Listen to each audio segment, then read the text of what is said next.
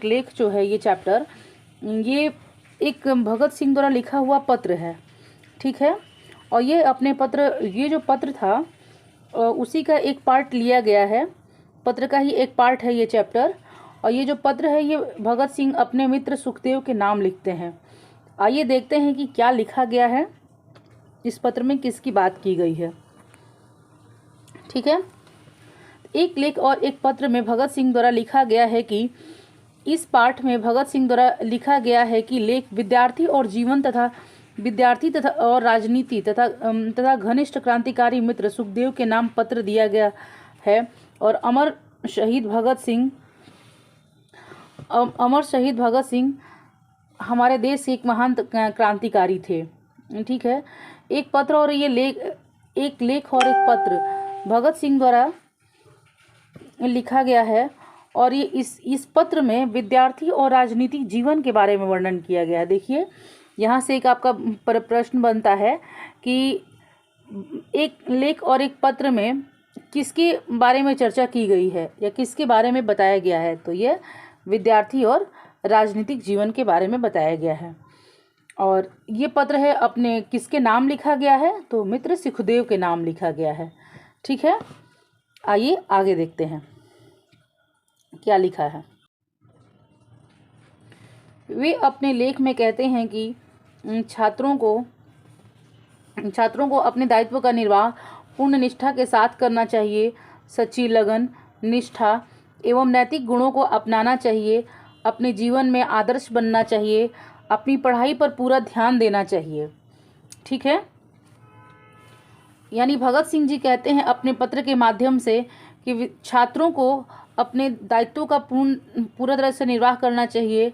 और देखिए छात्र के दायित्व क्या होते हैं। छात्र के दायित्व होता है कि प्रतिदिन नियम से उठना, अपनी पढ़ाई को पूरा करना, ठीक है, पढ़ाई पे ही अच्छे से ध्यान देना, और सच्ची लगन और निष्ठा और नैतिक गुणों का विकास करना, मतलब उसके अंदर कोई भी दुर्गुण ना आए, अच्छे गुण आए, अपने से बड़ों का सम्मान करना, अच्छे से व्यवहार करना, समाज का एक अच्छा नागरिक बनना, ठीक है, यह उसका आदर्श जीवन होता है। आइए देखते हैं नेक्स्ट पैराग्राफ में क्या है। देखिए यहाँ पे एक प्रश्न एक आपका बन सकता है कि आदर्श विद्यार्थियों को क्या करना चाहिए, तो छात्रों को क्या करना चाहिए, तो अपने दायित्व का निर्वाह करना चाहिए पूर्ण निष्ठा के साथ, ठीक है। आइए नेक्स्ट पैराग्राफ पढ़ते हैं।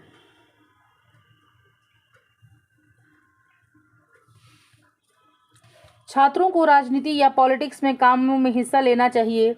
हमारा दुर्भाग्य है कि उनमें हम हिस्सा नहीं दिया जाता है। विद्यार्थियों से कॉलेज में दाखिल होने से पहले इस आशय के शर्त पर हस्ताक्षर करवाया जाता है कि वह कभी भी राजनीति में नहीं आएंगे। छात्रों को आवश्यकता पड़ने पर तन मन धन से देश की सेवा में भाग लेना चाहिए। वे अपने जीवन का बलिदान देने में गर्व का अनुभव करना चाहिए।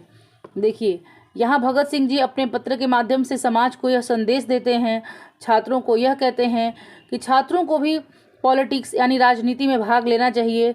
यानी सिर्फ पढ़ना ही एक विद्यालय में जब आदमी प्रवेश लेता है कॉलेज में, तो वहाँ से पढ़ करके ही निकल के डिग्री लेना ही मात्र उद्देश्य नहीं होता, पढ़ना ही मात्र उद्देश्य नहीं होता, बल्कि वहाँ से छात्रों को अपने समाज के लिए पॉलिटिक्स में भी हिस्सा लेना चाहिए, ठीक है।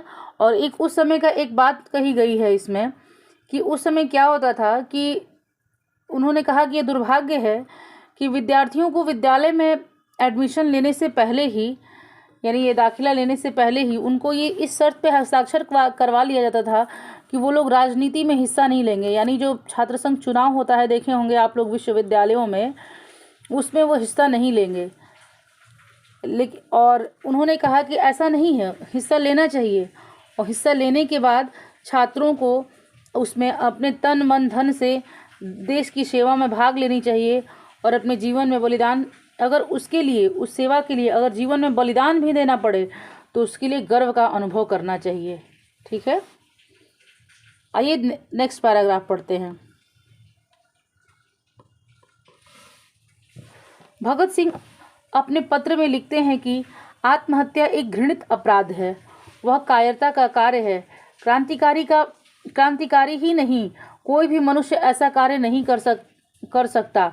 वे कहते हैं कि मानव किसी भी कार्य को उचित मानकर ही करता है, जैसे कि वे उसके मित्र से ने लेजिस्लेटिव असेंबली पे बम फेंकने का कार्य किया था। देखिए, भगत सिंह जी अपने पत्र में लिखते हैं कि आत्महत्या एक घृणित अपराध है। वास्तव में यह घृणित अपराध है। किसी भी व्यक्ति को कभी भी परिस्थितियों से घबरा करके आत्महत्या नहीं करनी चाहिए, परिस्थितियों से लड़ना चाहिए। आत्महत्या ही जीवन का कोई भी एकमात्र उपाय नहीं होता है।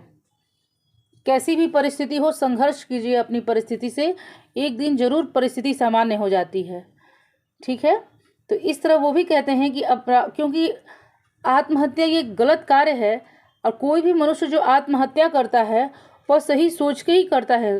कोई भी मनुष्य अगर आत्महत्या करता है, मान लीजिए उसके नज़र में वो सही है तभी ना करता है, लेकिन आत्महत्या कभी भी सही नहीं होता। ये भगत सिंह जी कह रहे हैं।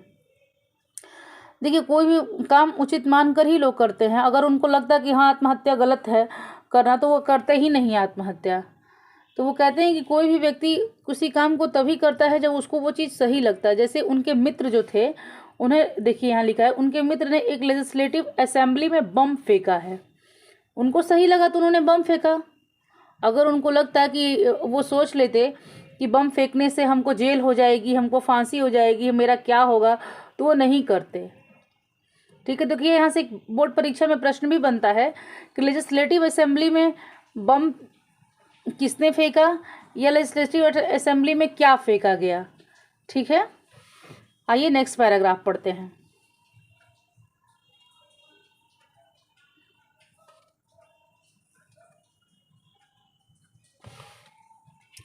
वह अपने क्रांतिकारी भावनाओं और अपने देश की भक्ति के साथ 14 वर्ष जेल में कष्टपूर्वक जीवन जीते हुए खुशी खुशी फांसी पर चढ़ गए, लेकिन कभी हार नहीं मानी और देश के लिए शहीद हो गए।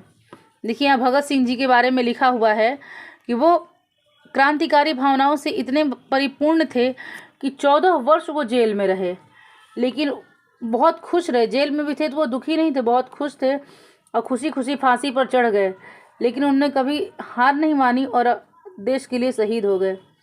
परिवर्तन, और उन्होंने कहा कि परिवर्तन जो है कभी क्रांति के बिना संभव नहीं होता।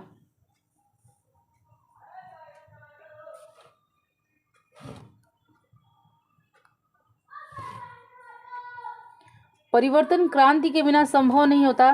क्रांति तो सतत कार्य करते रहने का प्रयत्नों से है और कष्ट सहन करने एवं बलिदान से ही उत्पन्न की जा सकती है।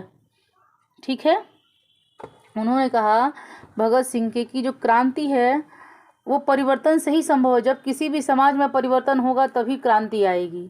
ठीक है, जैसे एक तरह का परिवर्तन हुआ हमारे समाज में। पहले आप देखे होंगे कि सती प्रथा थी।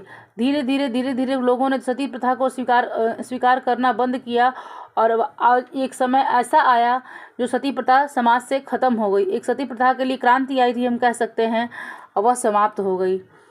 Okay, thank you.